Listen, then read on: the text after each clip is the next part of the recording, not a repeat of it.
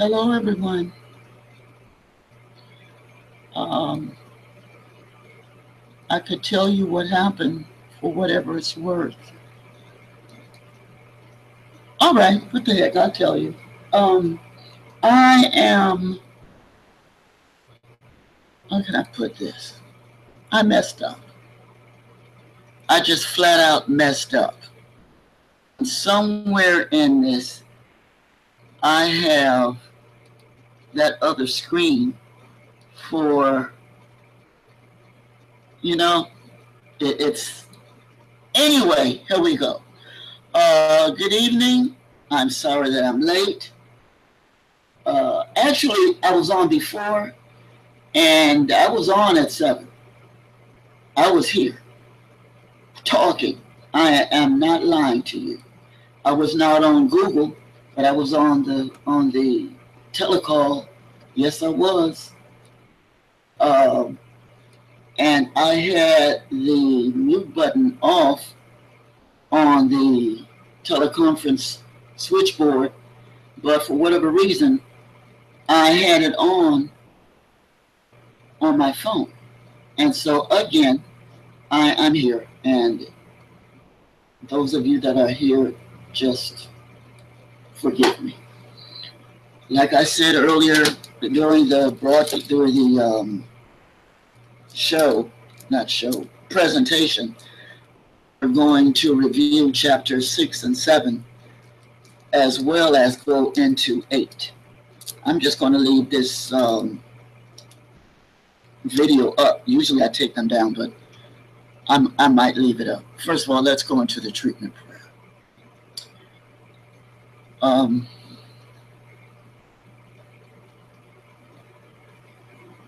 Divine love, source of all there is. I come to you and I am very grateful that I caught the mistake and that I am cognizant of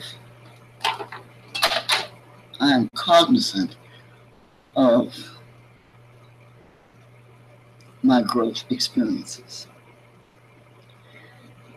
And today I come to you and I ask for tolerance. Tolerance of myself, actually. I do my best.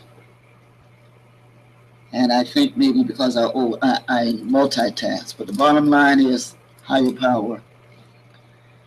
This day, I am declaring peace, harmony, and harmonious relationships with all of this electronic equipment. All of it. And I thank you very, very much for hearing my declaration of wanting harmonious relationships with inanimate objects, to include this computer. And I thank you. I declare peace and harmony. I declare light, love, and peace. And I know that all is already worked out in its highest good. I thank you. I thank you. I thank you. Amen. Okay, so I can only hope this works. I simply want to move forward. As I said before, this is Basic Principles of Science of Mind. Actually, what this is Spiritual Circle Gathering, and we meet every Thursday between the hours of 7 and 8 Eastern and 4 and 5 Pacific. Well, it's 8:35 over here, so I would imagine it's 5:35 on the West Coast. And it's a learning experience, and let's just move forward. We're reviewing lessons 6 and 7, and then we're going to go into 8. Okay, so the agenda, the other thing is I'm working with some new software, so just bear with me. I am on purpose leaving this up like this because I want to make sure that there it is. It's there. And is it showing? Yes, it is. Okay. Treatment prayer was supposedly for unexpected income. And I ended up talking about something else. But it's still unexpected income. Unexpected income doesn't necessarily have to be money. It could be health. It could be business, finances, work. Unexpected income comes from many, many sources, many, many streams. There's one source, but many streams. And again, we are reviewing 6 and 7, and then we will move on to chapter 8. I think we're getting through it pretty fast. We started in May, and I give it a timeline of August the 24th, and we are now on 8, and that's pretty good. Time is really flying. These are copies of what we're studying out of, basically. Hidden Power for Human Problems, and that is by Bailes, Frederick Bailes, as well as Your Mind Can Heal You by Bailes, as well as Basic Principles of Science of Mind by Bailes. We also were to study The Conquest of Fear by Basil King. Okay? We have a quotation by Frederick Bailes. So what you're seeing is nothing. I won't put it out there. Quotation by Frederick Bailes. Number 9. When we understand that there is only one universal mind in the entire universe, and that the man is himself part of this mind, we can easily realize that the mind which first created the body cells can make just as easy other new cells impregnated with life force. Again, but I'll read it in the feminine text. When we understand that there is only one universal mind in the entire universe, and that the woman or female is herself part of this mind, she can easily realize that the mind which first created the body cells can make just as easy other new cells impregnated with life force. I simply want to make sure that I'm on and I did press the right button. I pressed the right button. Okay. Chapter 6, The Sense of Authority. Remember that one? Page 81 through 92. We are reviewing Basic Principles of Science of Mind. Authority comes through knowing. People notice authority in the way we speak. There is an inward sense of being knowledgeable when words are spoken. A speaker who has experience in what he or she is talking about. There is a difference in power when a person really knows what they are talking about. When I'm talking about a subject that I know about, just have a seat and listen, because I'm talking about something that I know about. Okay. I'm not going to freak out. I made the announcement at 7 o'clock that I was working with some new software, and this is why. But I'm taping now, so I'm live. All right. Here we are with our infamous diagram. Our infamous diagram is we can heal ourselves and that our mind can heal us. Spirit, originating intelligence, first calls. It selects the desired form. It always is acted on by mind. Okay, then we have the loom, the obedient servant. It obeys the spirit. It is always acts impersonal, which that's one of the subject matters that we'll be looking at in chapter 8, impersonality, how spirit and the mind operates impersonally. The mind always finds ways and means, and always is acted upon by spirit. Then here we have body, primary unformed substance, always acted on by the mind, and it is affected. It is always acted on by mind, and it affects our outer surroundings. All right? It affects our outer surroundings. If I'm not going to get what I want, then I'll just move on. Moving right along. Then we have from Your Mind Can Heal You, chapter 8, page 146. There is a powerhouse within us. There is a powerhouse within us, and Your Mind Can Heal You, page 146, and it says, there is a great indwelling power and intelligence that heals by recognition of its presence.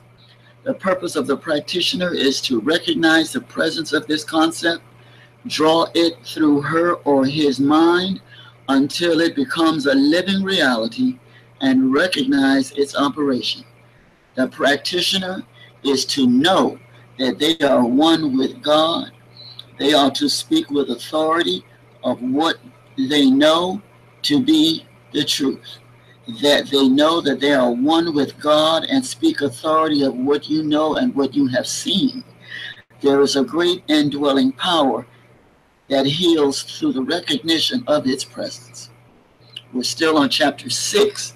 We are reviewing what should be our attitude toward our physical body.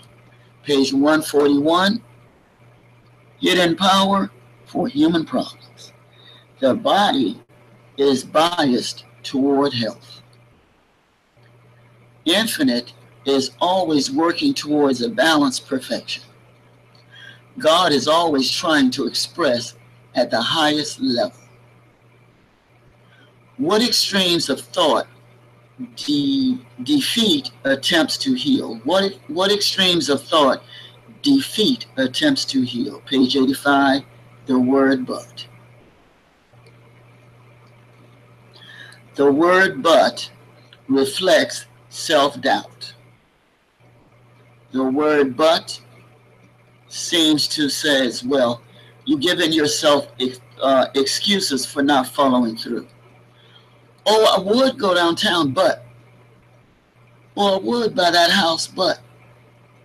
Or I would invest in that business, but. I would engage in that relationship, but. I would, but. Reflects doubt. When a student comes to understand that the healing process involves the infinite thinker, or the law of mind in action, or the creative process in the individual, then and only then will the student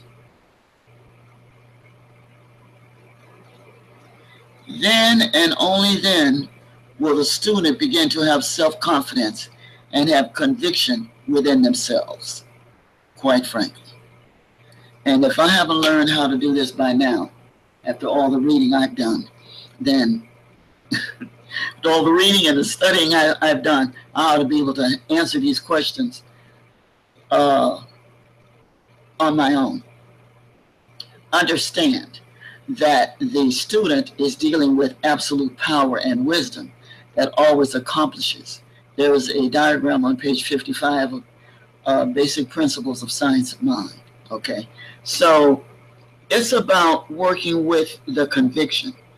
And the practitioner, I won't even call them students, practitioners, because from what I'm reading, this is no joke. All right. So, yes, they start out as students. Yes, we all start out as students. No matter what field or area of science we're practicing, even if you're a lawyer, doctor, nurse, social worker, whatever, somewhere along the line, you're going to have to learn to take the training wheels off and do a deep dive into your practice. Well, in science of mind practitioners, they are working with belief and conviction. They're working with not seeing with the, not looking at the physical. They from what I'm understanding, they work with looking at life from the, looking at the patient from the spiritual, not the physical. Locking and loading into divine mind, locking and loading into the law of mind in action, locking and loading into the creative process in the individual. There is a creative process in us. And so the practitioner, with his or her skills of conviction, learns how to massage the creative process within us. And they, more importantly, are aware of the creative process within themselves. So it's a creative process within themselves, creative process within the individual, creative process of the universe. It's all inclusive in the creative process. And when the student begins to gain further assurance that mind, capital M, carries countless healings, the student is dealing with absolute power and wisdom that always accomplishes, it always accomplishes. Explain the relationship of man's mind to infinite mind. From the book, Your Mind Can Heal You, Chapter 8, The Powerhouse Within Us, pages 155 to 158. Man not only releases his thought to mind, but is that same mind himself. We are the same mind that we are releasing thought to. We are the most grandest, most powerful thing in the universe. Our mind is eternal. Man is a mind, and as a mind, he is greater and more powerful than anything he touches. We are one with the one, and we are master of all that we can measure, and then some. What is the great significance of this for man? Page 160, Your Mind Can Heal You. The greatest significance is that nothing is impossible to the person who will persistently, diligently practice the presence of God in a spiritual, holy, and or sacred way, learning how to practice the presence, to become still, and to go through the process of getting in touch with the God of your understanding and practicing the presence, because we know that God is omnipresent, present everywhere. So we are to practice the everywhere present, all-knowing, all-powerful God in a spiritual, holy, and in a sacred way. The values of transcendence. What, if at all, are the values of transcendence? First of all, what is transcendence? Transcendence means to rise above, okay? For an example, let's just say you're having a difference, or a person is having a difference of opinion with you. And you are very cool, calm, and collected. Why? Because you are rising above the value system of the person that you're talking with. No, it doesn't mean that your value system is better than their value system. Maybe I should not have used that term. But all it is they are arguing their point to the point where they may be borderline adversarial. So to rise above that in a non-egotistical way, you are looking at, first of all, you're looking at the person and you're listening to the content. You're not listening to the way they're saying it. You're not taking it personally. And the fact that you're not taking it personally, and the fact that you realize that fear is ego-based, and so the fact that you realize all of that means that you are operating from a higher level of awareness. That means that your value, the values that you have at that point, you have transcended, you have risen above ego, you've risen above fear, you've risen above all of that. Okay? So the value of transcendence is we must mentally expect the highest good as being normal for us. Okay? Men and women have discovered higher laws that transcend us. There are higher laws. So the person that you're talking to, they may not even know what a universal law is. Okay? It doesn't make them less than, and it doesn't make us better than. It simply means that they may have heard of a universal law.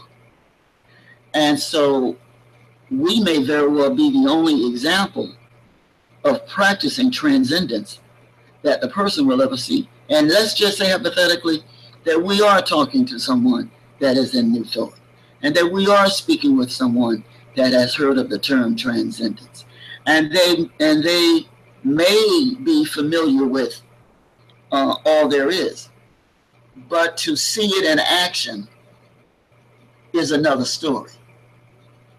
And then in order for us to be, in other words, we must be what it is we're looking for. We must be the example. Okay?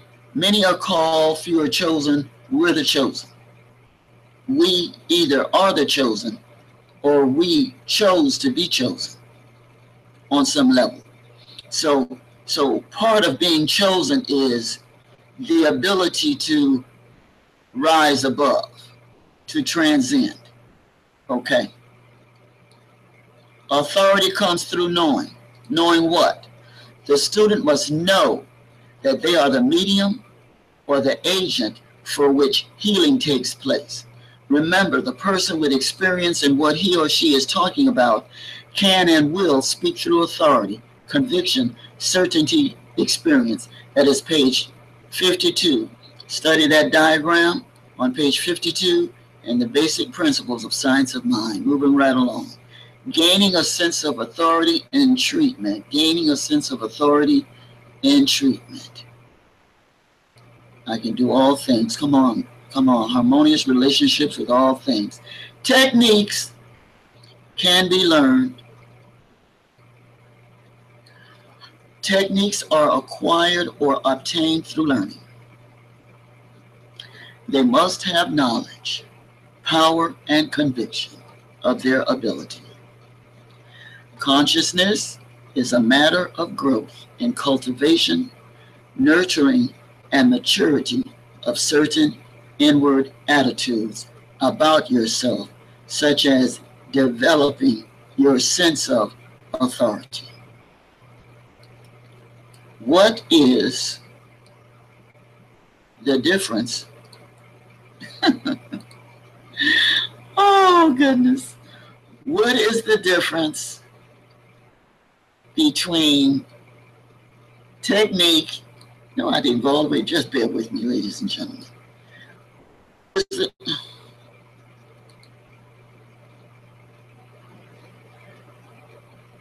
God, grant me the serenity to accept the things I cannot change, the courage to change the things I can, and the wisdom to know the difference. I am powerless, and my life at this moment seems to be unmanageable. I have come to believe that there is a power greater than myself that will restore me to sanity. Made a decision to turn my life and my will over to the care of God as I understand Him. Made a searching and fearless moral inventory of myself. I'm working on my spiritual principles, just bear with me. God, myself, and another human being, the exact nature of my wrongs. Okay. As I said earlier, I am working with different software. It's a long story. I have come to believe that there is a power greater than myself that is restoring me to sanity. And so, since it's not working this way, I'll try it one more time.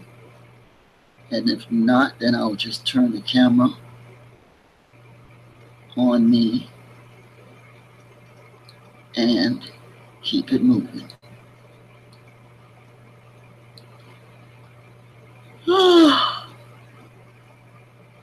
Grant me the serenity to accept the things I cannot change, the courage to change the things I can, and the wisdom to know the difference.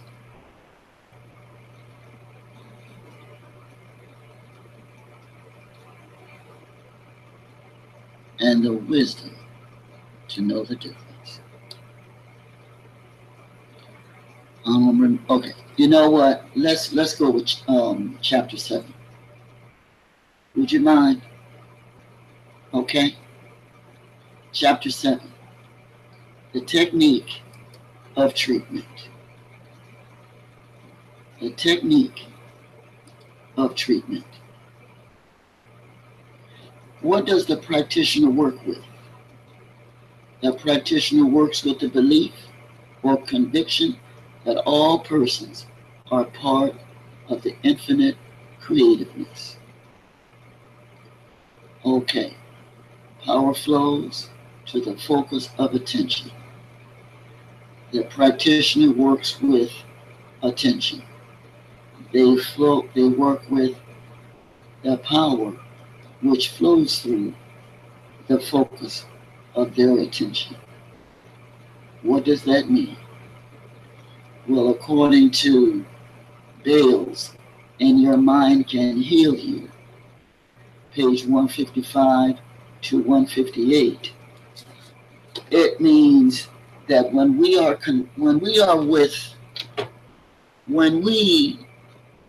know for sure that there is a power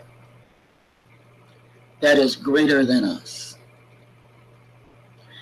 As, for example, you sat here and you heard me say the first 3 steps. And not only was I saying them, I was actually feeling them. So my relationship with my principles are very strong. And so it is with a practitioner. Practitioner, his or her relationship with the focus and the power, their relationship with the focus, what are they focusing on? Me, I was focusing on my first 3 steps. That was keeping me cool, calm, and collected under the circumstances. Okay, and so the practitioner works with a different set of steps. a different set of procedures. They practice a different set of processes that the end result is a firm conviction with God. Okay. Next, when is a treatment completed? Don't worry, you'll be seeing me in the next 5 minutes. When is a treatment completed? A mental spiritual treatment is completed entirely in the mind of the practitioner. We turn our completed picture of perfection over to the great physician, universal mind, or the servant who has been standing at our elbow while we write our set of instructions. Next. In treating for another person, why do we use the third person instead of the second person? Bailes says in the book Hidden Power for Human Problems, I use the third personal pronoun, never the second. I speak about the person, not to him. Using the pronoun he, she indicates my efforts to convince myself that he, she is held in the grip of a false belief.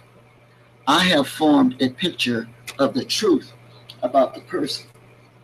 So in other words, Bailes is saying that the truth is there is one all-knowing, everywhere present truth. And Bailes holds on to that truth as well as the practitioners in their learning process. 5, comment on the relation between frequency and treatment. Page 96, basic principles of the science of mind. Remember, we are reviewing, those of us who are just tuning in, we are reviewing chapters 6 and 7 before we go into 8. How often to treat? It is best to give treatment 2 or 3 times a day, always making sure to release the treatment to infinite mind.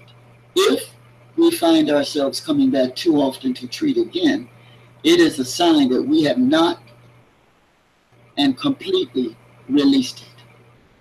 And the reason why you may not have released it is because you haven't let go. You haven't let go to let God. You must let go. Release. Practice renunciation. Let it go. Explain the recognition step. There must be recognition of the fact that this mind, capital M, that this mind has the ability to create anything. There must be assurance of the absolute obedience of the law of mind, the word of spirit. Mind is willing to create the health form because it is the servant of the spirit, and we are spirit. Where are we now? We are now at chapter 8. Woo! Woo! Excuse me. Chapter 8, we're almost there. All right, lesson entitled The Technique of Treatment, continued part 2. Goals of this chapter is to understand 1, the analytical or reasoning method of treatment. 1, each of the 7 R's, and 1 again, the importance of authority in treatment.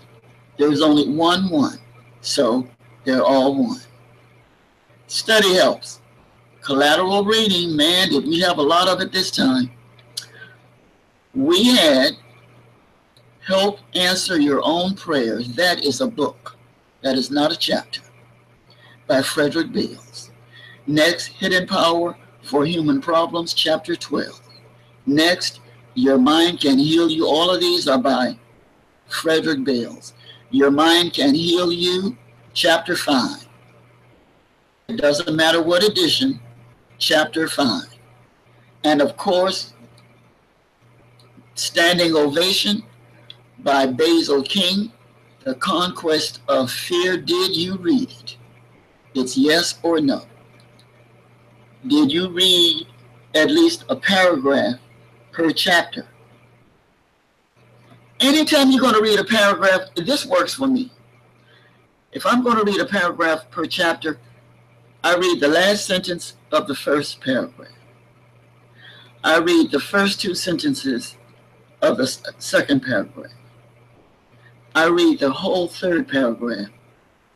And then I might scan through the rest of the paragraphs. All right, but that works for me. Don't do what I do.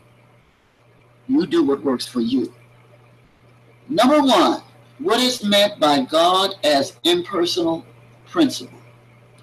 Page 110 and 111 of Basic Principles of Science of Mind. Quite frankly, all of the answers that are presented from this chapter are from Basic Principles of Science of Mind. The crude concept of primitive man, the stiff dogmas of the Dark and Middle Ages, to the more enlightened concepts of modern man. Life, that greatest of all mysteries, flows impersonally through us all. The universe is impersonal. If you don't get anything else tonight, the universe is impersonal. It is impersonal toward all of us. Inhabitants, that's all of us. We live here, us. And that the sunlight and the rain falls on the just and the unjust. Okay?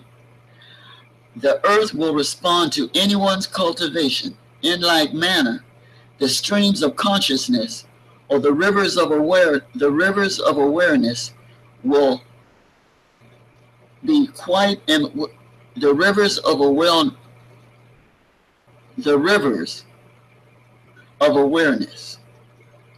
will quite impersonally make one person well while another is ill by way of the law. Why? Because thought flows by law depending upon whether we adjust to or violate the law of its action. From this point of view, there is a phase of God that is entirely impersonally operating equally everywhere in this impersonal manner. What I said earlier, let me do this. I know you all must be sick and tired of reading, so I did not really, it is what it is. Dun, dun, dun, dun. Okay, what I talked about when it came to this one, I talked about harmony, and I talked about what the heck did I talk about? Because I was ad-libbing, and I talked about the law of harmony. And when we say that we want something, it's about consciousness. That's what I talked about. I talked about consciousness. And when we say we want something, and what are we willing to do to get it? In essence, what are we willing to do? Are we willing to do whatever it takes within reason? So the law is impersonal, okay? What we think about, we bring about, the law is not, for example, this is what I talked about. I brought the example of the commandments, the 10 commandments. And I said that, let's just say hypothetically, someone, for whatever reason, tells a lie. Okay. Doesn't matter the depth of the lie. What matters is the truth has been distorted. So because the universe operates out of harmony, the universe, the law, cannot make an exception for that individual that told or distorted the truth. Because if the universe made exceptions for those that distort, for that one person that distorted the truth, then it would throw the whole rhythm out of place. One individual will throw the whole, one lie can throw the whole situation out of place. The universe being impersonal is a good thing because the planets and everything, it all has its mathematical frequency and mathematical rhythm. So when a heart beats, it beats in a rhythm.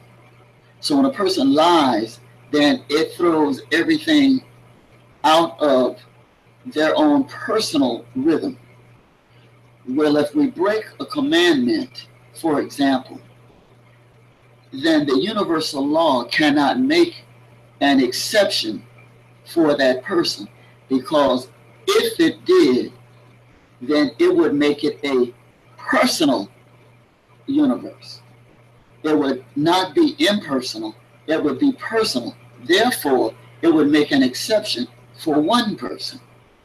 Well, if it made an exception, if I broke a commandment, then the universal law will say, well, I'll cut you some slack this time. Well, that's going to throw the whole universe and the law and the rhythm out of place. Why? Because if they make an exception for me, it's going to make an exception for somebody else. And then all these exceptions, it's going to throw everything out of whack. So it's a good thing that our higher power is impersonal, because it has no respecter of person. A lie is a lie is a lie. The truth is the truth is the truth. The impersonal God, the good omnipotent, doesn't play favorites, and that's a good thing. All we do, our job, is to be honest.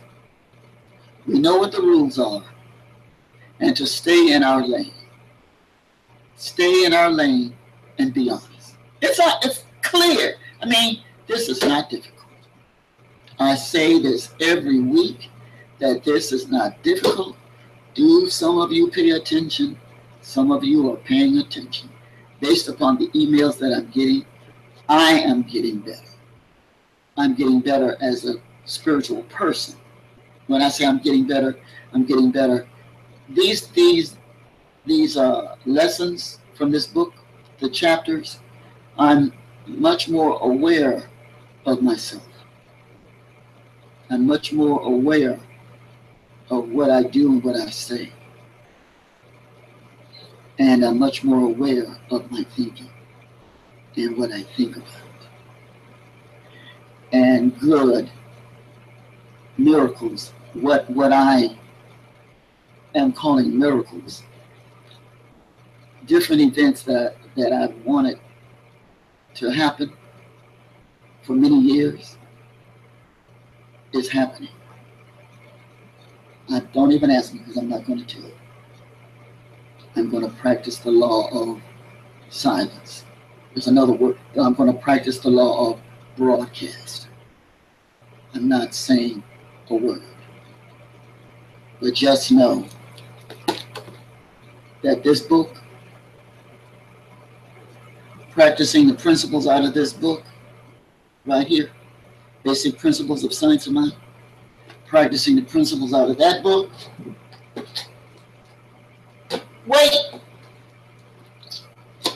Practicing the principles out of, no, because I read. Okay, I'm theory and practice oriented. Then I read this one. Your mind can heal you. Then I read this one. Now these are the staples for this for this book. These are the staples. Hidden Power for Human Problems. You know what else I have? Just my little book right here. New Thought Dictionary. And in the other room, and I didn't bring it, which is, the other one is, what is that book?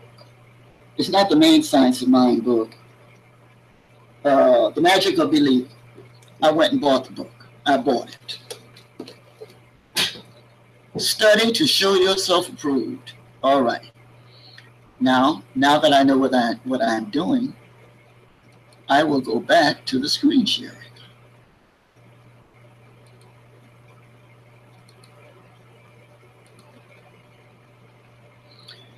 Learning how to do this is what a practitioner does. She practices, and she practices, and she practices. Okay? So when you violate the law has to take action. So from this point of view, there is a phase of God that is entirely impersonal, operating equally everywhere in this impersonal manner. So in other words, it is equal opportunity. It doesn't care about the color and all of this because it made us. So it loves all of us. The Creator loves its creation. All it wants us to do is be in compliance with the law so we can have abundance. We're in our own way, in essence. What is meant by the personal quality of God?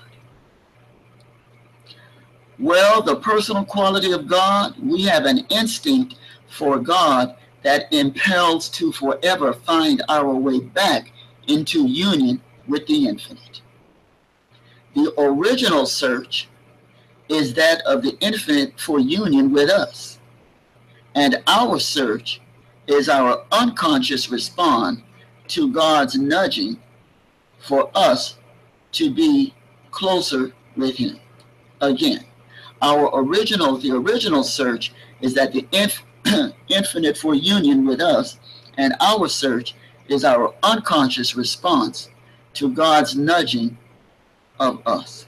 It is at this point of our intuitive response to the original search that God, source of all there is, the impersonal love, becomes personal. There must be a larger sense that God is personal. Page 112, Basic Principles of Science of Mind. Why do we say that man's relationship to God is of kind rather than degree? This is what I gleaned from it, okay? I don't know what answers you guys have, but this is what I got.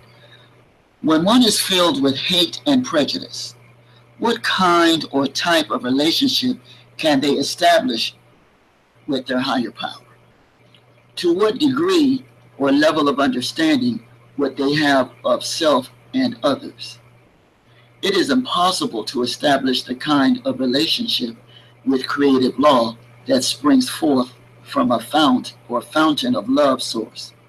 He who is filled with fear is not in unison with that which has never known fear. Again, he who is filled with fear is not in unity or not blended with or not at one with that which has never known fear. So now, putting it from a physical perspective, Muhammad Ali would say he has never known fear. He has said that. He's the only mortal, he's the only human that I've ever heard say that he has never known fear. Now, I have known fear. Yes. It gets less and less now that I'm in New Thought and my principles and unity. Yes, unity principles. Yes, divine science principles. Yes, science of mind. Oh, yes. I do it all. Why? Because I want to grow. Okay? I'm not saying that if I don't practice it, I won't grow. But I will say one thing about science of mind. It breaks it all the way. It breaks the truth all the way down from a mental perspective so I can really get it. I'll give it that. Okay? I love science of mind. It helps me. So, we want to have we want to understand ourselves and others. It is impossible to establish the kind of relationship with creative law that springs forth from a fountain or fount of love source. He who is filled with fear is not in unison with that which has never known fear. Divine love, God's source of all there is, I don't see it being afraid. Now, I want us to really imagine, use our gift of imagination. Hold on. Imagination. Can you imagine God being afraid? Can you imagine infinite thought, infinite wisdom, divine intelligence, the wholeness, the allness, being afraid? Well, if you can imagine, if by chance you can imagine God not being afraid, then connect with that which is never afraid and never known fear.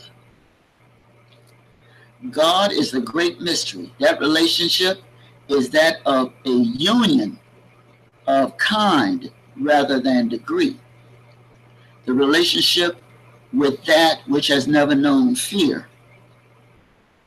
That relationship is a union of kind rather than degree, in my opinion. Please, cool, educate me, school me. Let's talk. Help me out here with this one. That is in harmony. That which is in harmony tends to unify with that which is in harmony. Okay? As our thought clears itself of earthiness, it moves into closer harmony with that of the infinite, and a close working bond is established. He who is filled with fear is not in unison with that which has never known fear. We must be clear about the type of relationship we want and to what degree or level of awareness or commonalities that are in place. That goes for earthly relationships, okay? The other week I sat here and said, never say you're looking for a wife or a husband. You outline what it is you're looking for, okay? So if you are a fear-based person, then you're going to end up with another fear-based person. He who is filled, she who is filled with fear will, she who is filled with fear is not in unison with that which has never known fear. We must be clear about the type of relationship we want. What type of relationship do you want? And to what degree or level of awareness or commonalities are in place? The creative process, a process is a series of steps leading to an event, leading to the event. So the process of creation, the creative process, is forever obedient, tirelessly carrying out the specific data or information.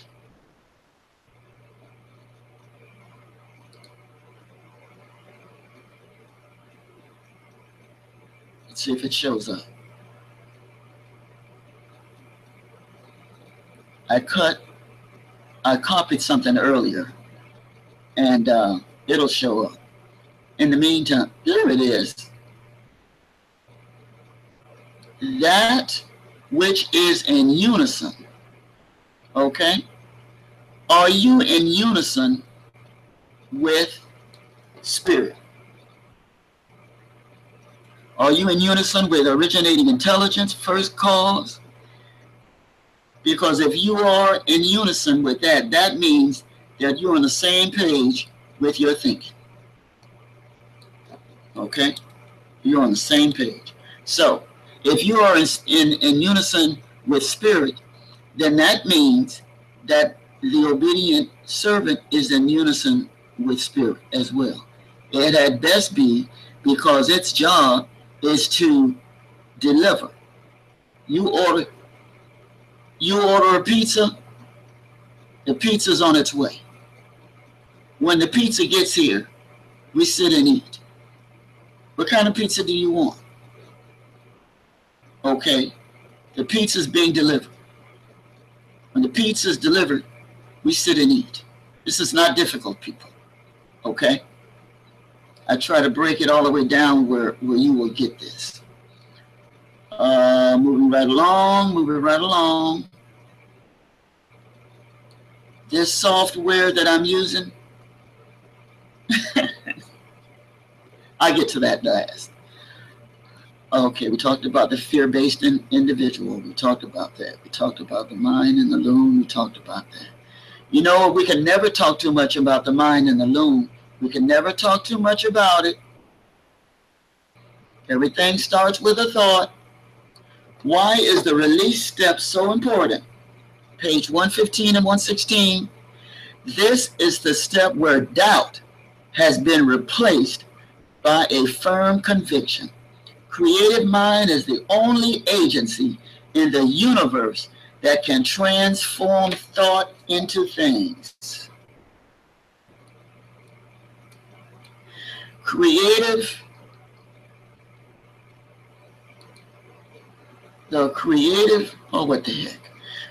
mind is the only agency in the universe, as big as the universe is.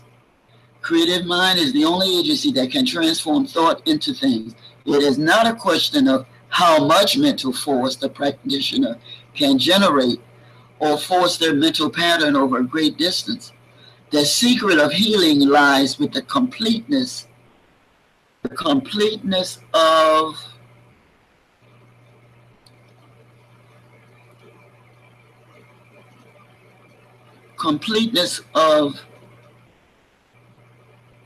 with one releases.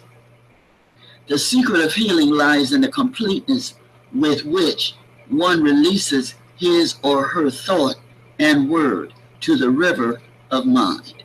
Again, the secret of healing lies in the completeness, the wholeness with which I or you release my thought and my word to the ever-flowing river of mind. Once I release, then I drop all the responsibility for making my word come to pass, because it's not my job anymore. Once I let go, I in essence let God. Once I let go, I have let God. I have passed it all off. I passed the baton off. It's ours to make sure that we release as a perfect picture to that as possible. The Father that dwelleth in me. You know I've got to be embarrassed, right? The Father that dwelleth in me.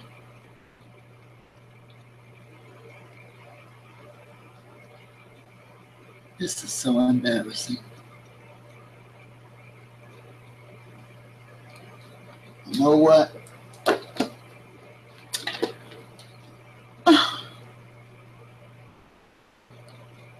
I was just getting to the good part.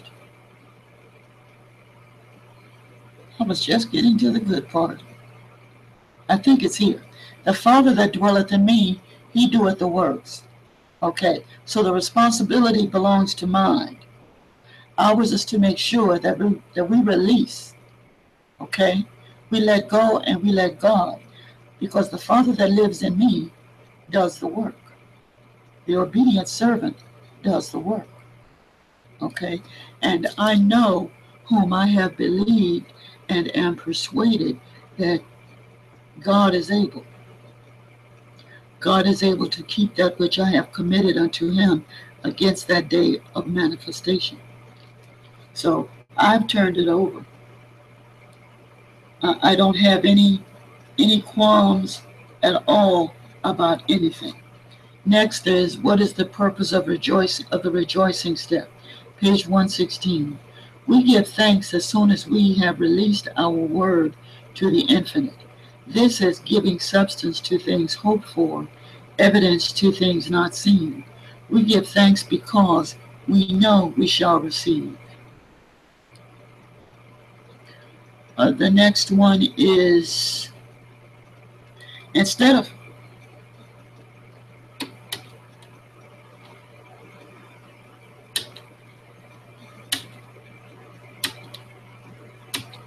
try it this way. It's the software, ladies and gentlemen, that I do the realization step. Why is the realization step the high point in treatment? Because we hopefully, we realize that we are not speaking our word into emptiness.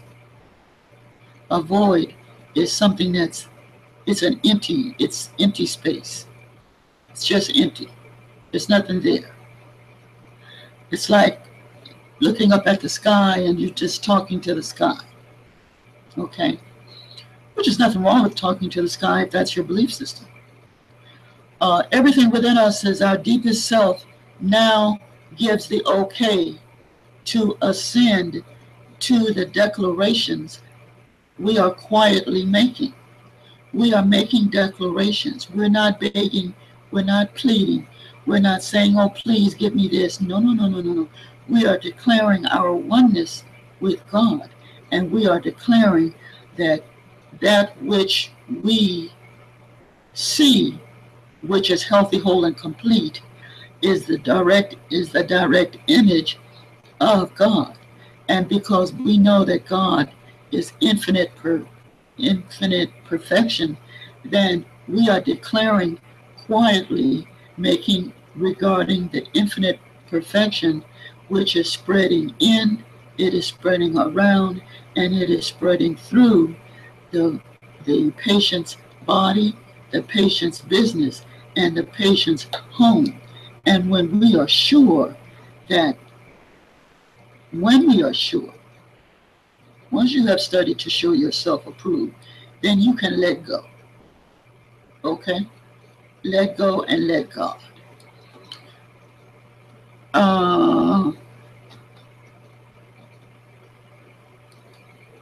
I on purpose have this diagram here because it helps me to stay focused. The reasoning step that I go there, reasoning is for the purpose of dissolving the practitioners. Yes, I did. Realization step, yes, I did. Transforming thoughts, yep, yes, I did. What is the difference between talking with a patient and giving him treatment? I got it. The difference is in treatment, we are using the third person, never the second. I think we pretty much got the question. Why don't we use first person? Why don't we use second person? And why do we use third person? The difference is in treatment, we are using third person, never the second.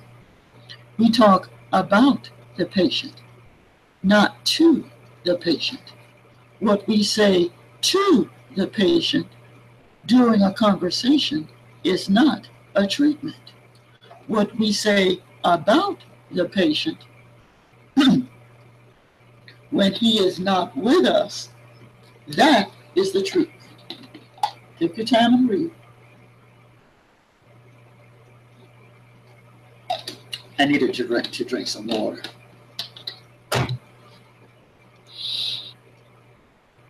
In treatment, we use the third person. We talk about, not to. When you're having a conversation with the person, that's not a treatment. What you say about the person when he or she is not with us is the treatment. Now, is there anything about that you find not clear? Why am I asking that question? Because it didn't make sense to me. The very first time I saw it 3 weeks ago, it didn't make sense to me. I had to read that at least 3 or 4 times before I finally got it.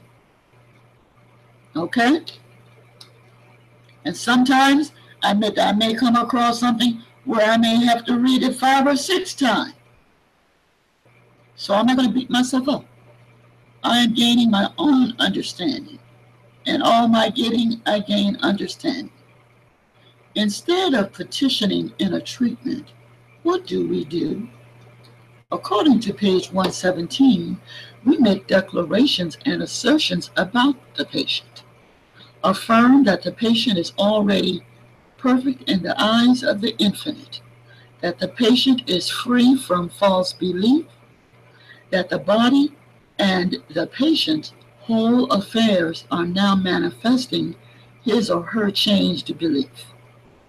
Continue to use the word patient because I see she, then I see him, so I'm just using the word patient in place of he or she. Okay? I think we have had enough lessons now, enough chapters to be comfortable now with using the word patient. Even though, no, it doesn't mean that we are practitioners, not by any stretch of the imagination. This is not a study group. Okay. The statement that perfect God, perfect man or woman, perfect structure, perfect function. This is the truth about him or her.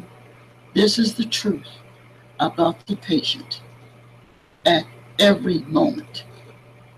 Perfect structure, perfect mind, perfect function. Next, why can we speak with authority? Why? Earlier on was how to speak with authority. Then it went from that to can we speak with authority? Now it's why can we speak with authority? Page 117 of Basic Principles of Science of Mind reads, I'm almost done. Thou shalt decree a thing, and it shall be established unto thee. Injecting authority, power, conviction, no begging, no hoping. See the wholeness in everything. Read creative law in action. See creative law in action as being complete, the completely obedient to our word. Creative law in action as being completely obedient to our word. We decree and the servant obeys. I think I am just about done. I am just about done. Now, next week, I am done actually. Next week, this is what you're going to study. This is what you have to look forward to. Ready? Chapter 9, Basic Principles of Science of Mind, page 121 to 134. The name of the chapter is Treatment for Specific Conditions.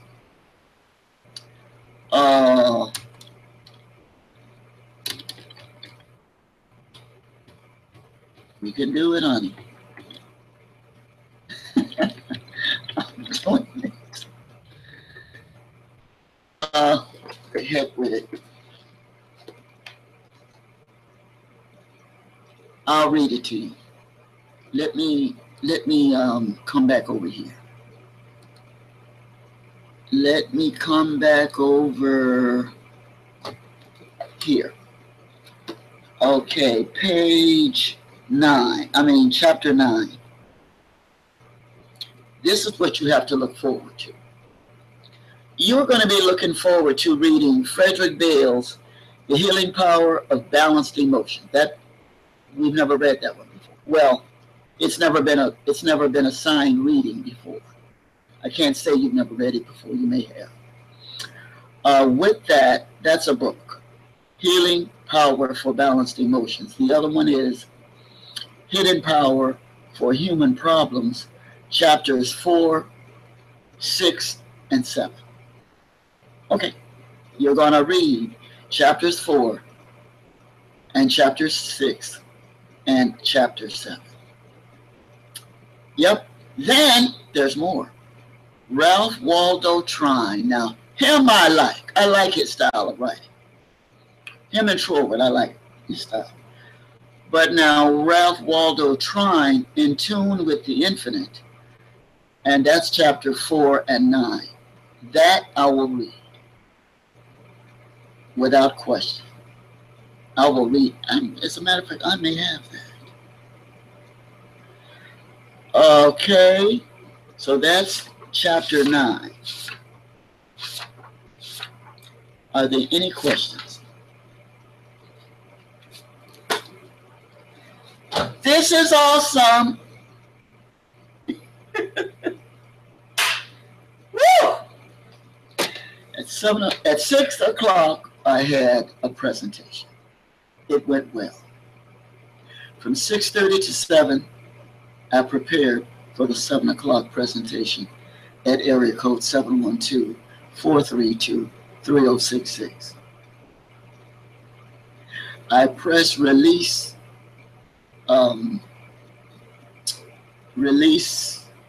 mute on the switchboard, but I failed to press release on my little iPhone here. I failed to press that. So because I failed to press the phone icon release, this is why I'm sitting here now at going on 10 o'clock. But I may as well tell the truth. I am going to have sauteed vegetables. When I say these are fresh squash, yellow squash, and green zucchini, sauteed in olive oil, minced garlic, and onion. Brown rice on the side. Yes, that's what I'm going to have. When I'm done with that, then I'm going to have 2 big fat cupcakes. Yeah. I deserve it.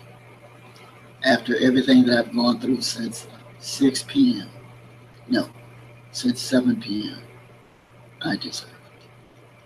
Okay? We all have a child within. I'm going left right now. We all have a child within.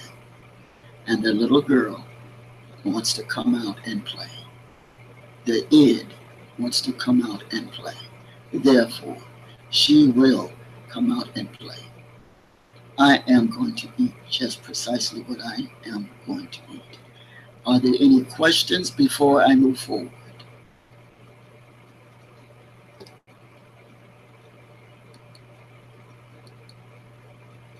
None?